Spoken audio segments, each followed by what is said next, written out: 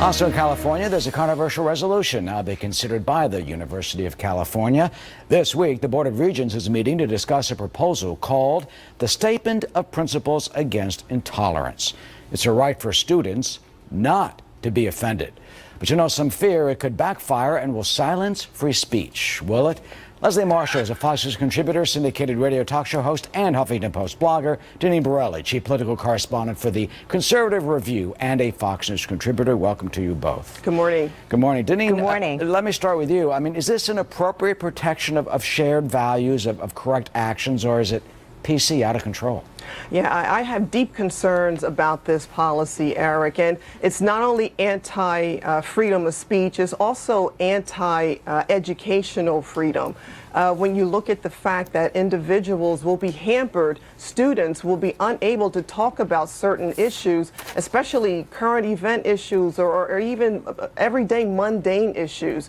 And clearly, I do believe this is a real problem. It's anti-educational.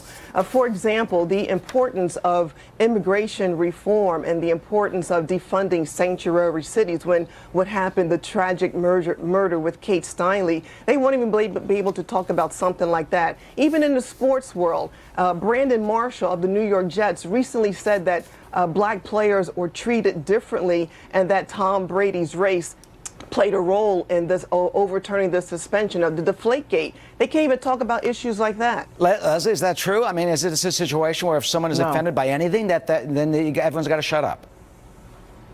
No, I'm here in California, and that is not, if you read the specifics. And actually, the reason that it came about, some very horrific things have happened on some of the University of California campuses. There have been people and extremely vulgar, racist, and bigoted, discriminatory walls, and there's been a problem with women being turned away from certain community organizations within the college, including sororities, because of their weight. So this doesn't just have to do with religion, which there have been some anti-Jewish, anti-Islamic problems within the university system as well. This is, I believe, reinforcing a mission statement that says we will not tolerate hatred, bigotry, discrimination. This does not take away, and they cannot take away, and they should not take away the First Amendment rights of these students, and it will not prohibit free speech. If they have those statements already, why do they need this new action, Leslie? Because of some of these issues that came about, and I believe, quite frankly, to sidestep potential lawsuits, to nip it in the bud by being more specific and actually even broadening and defining more specifically their anti-discrimination and their upholding that we will not tolerate the intolerance of others in such a multicultural educational system. Here's what some of the Denny, let me read you what part of the Regent's proposal says. And it's understandable. Intolerance has no place at the University of California.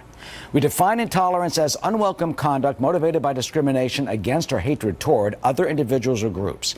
It may take the form of acts of violence or intimidation, threats, harassment, hate speech, derogatory language reflecting stereotypes or prejudice, or inflammatory or derogatory use of culturally recognized symbols of hate, prejudice, and discrimination. I mean, what's wrong with that? I mean, anyone can understand that. You don't want to have that on a college campus, or it's not appropriate. Yeah, listen, this is common sense, Eric. And listen, there are individuals who I personally, I don't believe that this is something that would be relevant, because it's going to create an even more intolerance of individuals. It's going to also create, you have no idea how many people, how are you going to prove the intolerance has even taken place? This is going to, I think, increase claims of intolerance, create an avalanche of intolerance, and also will dilute the real cases that need to be investigated. Leslie, last word, do you think that's going to happen?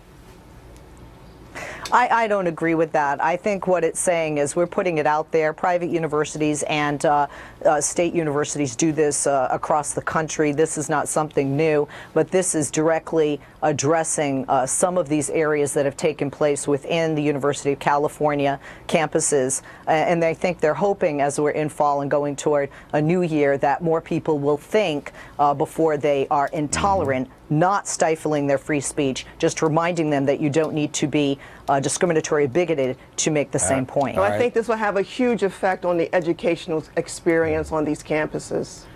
You know, sometimes they've talked about PC being rampant in some of the campuses across the country. We'll see what the regions do as they try to sort this out this week. Leslie and Deneen, thank you so much for joining us.